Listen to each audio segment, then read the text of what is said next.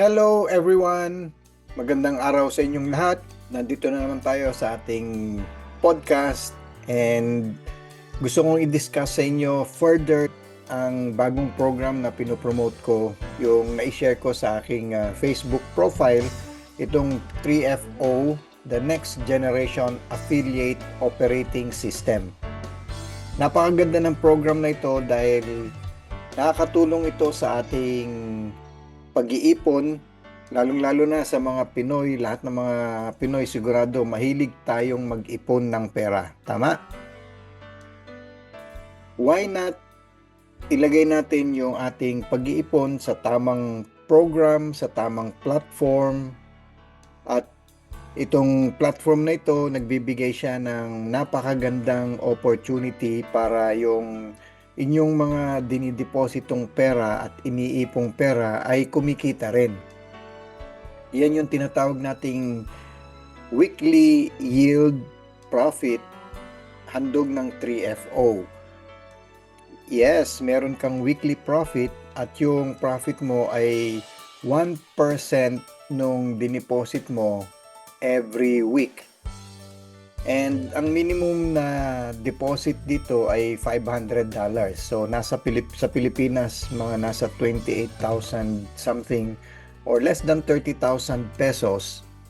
Kumbaga, kung ikaw ay nag-iipon ng pera at nagdideposito ng pera sa bangko at iniisip mong i-time deposit mo yan, compared mo sa 3FO program at saka yung sa time deposit mo, magkano yung kikitain mo sa time deposit mo for a period of certain time, tapos magkano yung magiging interest nun. Dito sa pag-deposit mo ng pera, immediately every Wednesday matatanggap mo na yung 1% yield income or yung profit. And yung weekly nun, every Wednesday, pwede mo na siyang i-withdraw hanggang makumpleto yung 2 times ng dineposit mo. So, ibig sabihin nun, yung dinideposit nating pera, ang minimum is $500 and yung guaranteed na return nung $500 ay $1,000. Paid up yon every week ng 1% hanggang makumpleto mo yung 1,000. Okay? So, yung iba magtatanong kagad, teka, sandali, parang mahaba yata yun kung i-compute natin yon. Ang 100% ng iyong dineposit ay makukuha mo within the next 2 years. Kung hahatiin natin yung 1% weekly and kung i-compute mo yung weekly payment na yan, kung hanggang kailan mo makukumpleto yung $500 within the next 2 years. So, ibig sabihin, within the next 4 years, makukumpleto mo yung $1,000, paid up ka every week. Alam ko kung ano yung iniisip nyo. Iniisip nyo kagad yan, o paano kung yung programa na yan halfway magsara? Okay? So, igagaranti ko sa inyo na hindi magsasara ito at magtutuloy-tuloy ito. And ang maganda dito, hindi lamang siya yung pera ninyo ang protektado.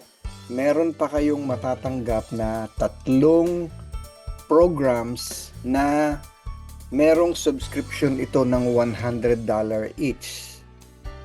And that will be for free. So, ibig sabihin, meron kang i-deposit na $500,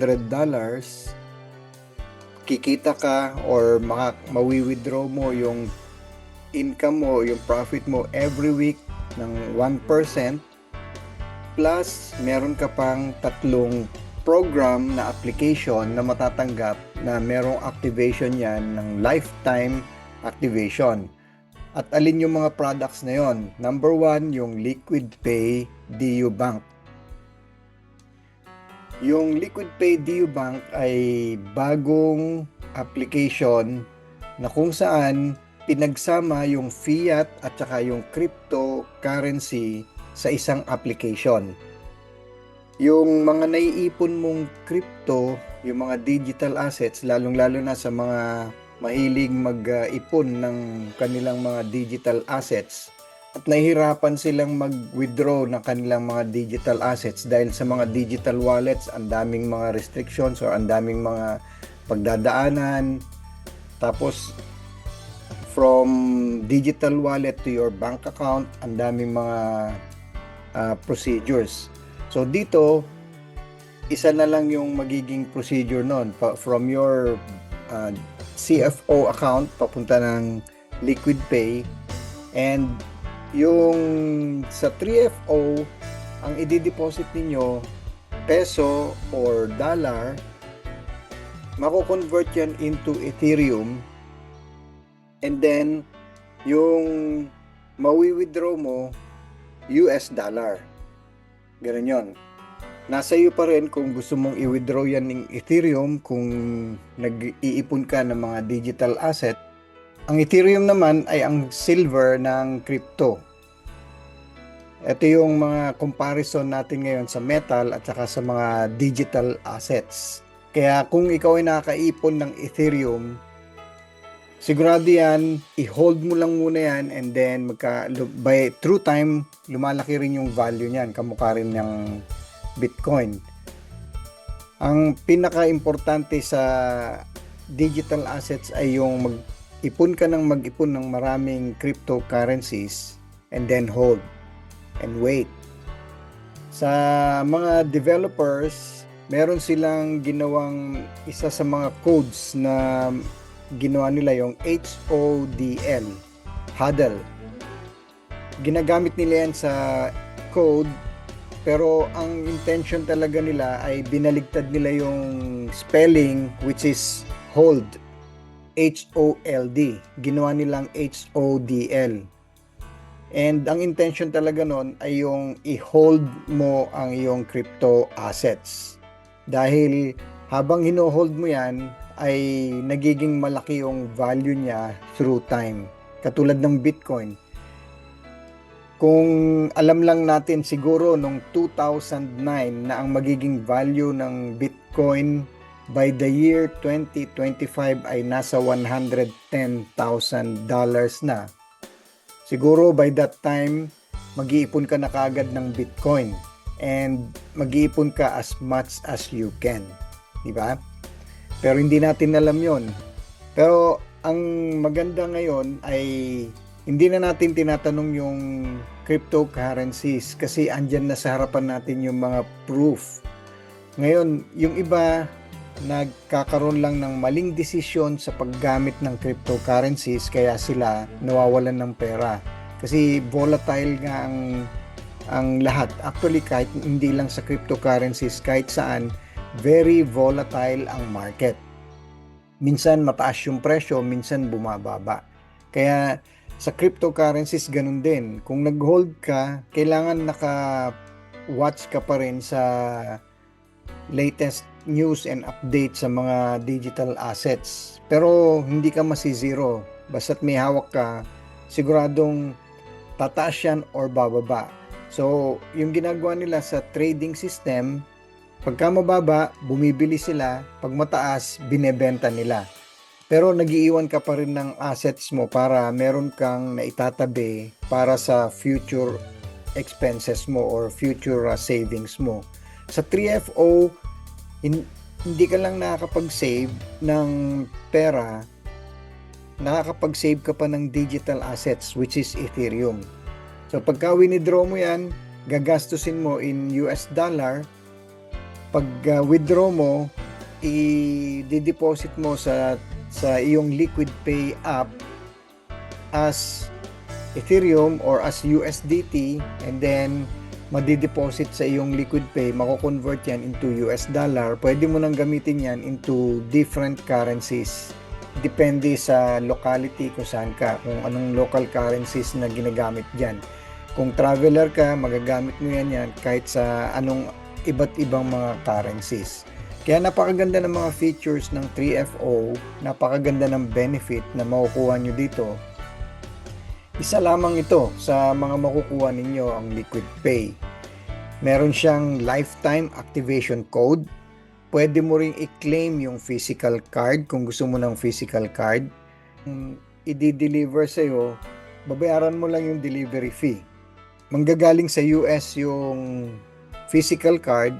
So pagka i-claim mo yan, ipapadala sa'yo, i-confirm mo lang yung home address kung saan i-deliver yung card, and then babayaran mo yung delivery fee. Pero yung card itself, free na yon. But anyway, sa ibang mga gustong gumamit ng mga application, pwede na yung sa inyong phone na application. Pagka dinownload nyo yan, in-install nyo yan, at inactivate nyo, pwede nyo nang gamitin yon. Merong iba kasi gusto pa nila ng may physical card para meron silang maipakita na ginagamit nila pang tap every time na bumibili siya ng mga item sa grocery store o saan man or online, ginagamit nila yon. So traditionally, gustong-gusto pa rin lang merong physical card. So doon sa Liquid Pay kasama ang card. Meron pang ibang mga feature ang 3FO, dalawa pang application na relating sa financial technology. I-discuss ko yon ng mas deeper sa susunod na mga podcast para mas maintindihan ninyo kung ano yung iba pang mga makukuha ninyo doon sa inyong dineposit na pera dito sa 3FO. So hindi kayo lugi, meron kayong mga product na matatanggap, mga digital products and physical product katulad ng physical card ng Liquid Pay. And mga utilities ito na pwede kang kumita pa extra sa paggamit ng mga application na ito katulad ng Liquid Pay. I-share ko yan sa affiliate marketing side. Dahil lang 3FO, kung mababasa ninyo yan, ang 3FO, yan ay next generation affiliate operating system. So, meron siyang affiliate program din para dun sa mga mahilig sa extra income, meron kayong pwedeng maging income apart dun sa inyong weekly yield. Kaya kung gusto niyo matutunan yon sa mga susunod na video, i-discuss ko yon. And mag-attend na rin kayo sa mga Zoom meetings, sa mga webinars na ginagawa ko para mas maintindihan niyo. And we can also engage kung meron kayong mga tanong, pwede niyong itanong dun sa mga Zoom meetings. Kasi dito sa podcast na ito, ako yung nagdi-discuss. So kung meron man kayong mga tanong, ilagay nyo na lang dyan sa comment section dito sa either sa YouTube channel or sa Facebook page. Sa comment lang, ilagay ninyo kung ano yung mga questions ninyo.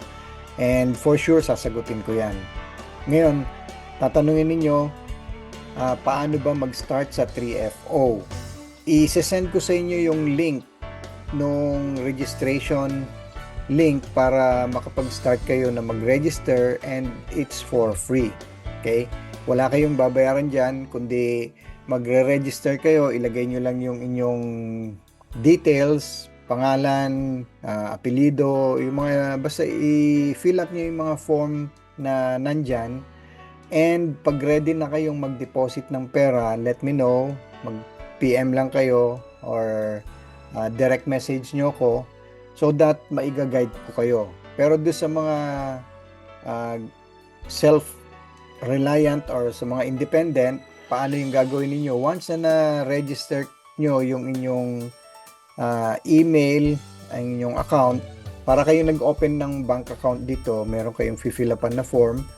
And then, pagka ready na kayong mag-deposit, pwede kayong mag-deposit. Independently, pwede nyo gawin yon. Kung meron kang mga digital assets or meron kang digital wallet, ang gagawin nyo lang ay bumili kayo ng worth $500 na Ethereum, and then yung Ethereum na yon i-deposit nyo sa 3FO doon sa website na kung saan doon kayo nag-register. So mag-login lang kayo doon, and then meron kayong makikita dyan na portfolio, and then deposit your asset or deposit the amount. Kukunin nyo yung wallet address noon, at yun ang ilalagay nyo doon sa wallet address na pag-withdraw ninyo ng digital wallet ninyo. So, i-withdraw nyo dun sa digital wallet nyo yung $500, i-deposit nyo sa 3FO para mabili nyo yung subscription ng Ignition Pack, which is yung $500. Pagka na-activate na yon, automatically 2 times yung matatanggap ninyo. Makikita nyo doon, naka-highlight yung 2 times. And doon sa income yield, makikita nyo doon, 1,000. Pagka nag-start na kayong tumanggap ng inyong weekly yield na 1% every Wednesday, mababawasan yon, nadadagdagan naman yung income ninyo. So, yung total na matatanggap ninyo, 1,000, every time na nakukuha nyo yung 1%, nababawasan yon. Makikita nyo yan sa inyong dashboard. Like for example, pagka ikaw ay nag-register ng Monday, let's say Monday ngayon, tapos nag-register kayo, tapos nag-deposit kayo ng Monday, and then kinlik nyo yung subscription, na-activate na yan, yung Ignition Pack, Monday, the following Wednesday, meron ka nang matatanggap na income. So, ang counting niya ngayon, Monday, Tuesday, Wednesday. Bali 3 days nung matatanggap mo para sa week na yon ay 3 days lang. And then the next week, buo na yung 7 days. Buo na yung 1 week. Kaya $5 every week yung matatanggap ninyo. And para dun sa mga kailangan ng guide, i-message nyo lang ako para magkaroon tayo ng online meeting, one-on-one, para i-guide ko kayo kung paano nyo gagawin. Sa mga nag-i-start pa lang, wala pang knowledge sa cryptocurrencies, marami tayong pag-aaralan, marami akong ituturo sa inyo dahil from the very beginning, from the very start, kailangan kong maituro sa inyo yun para mas maintindihan nyo kung paano yung kalakaran sa loob ng cryptocurrencies. Dahil mag-involve ito ng digital wallet, kailangan kayo mag-register, kailangan kayo maging familiar dun sa mga steps ng mga transaction para hindi maligaw yung mga pera ninyo. Okay? Kaya dito sa aking program, meron akong mga training na ginagawa na ina-upload na rin ng mga trainings para mas matuto kayo sa mga cryptocurrencies at sa programa para mag-guide ko kayo ng maayos. And for sure, yung lahat ng mga matututunan ninyo dito ay siguradong magiging beneficial sa inyo, and I hope mag-engage din kayo. Kung meron kayong mga tanong, i-share nyo rin, tanong nyo rin sa akin para masagot ko. And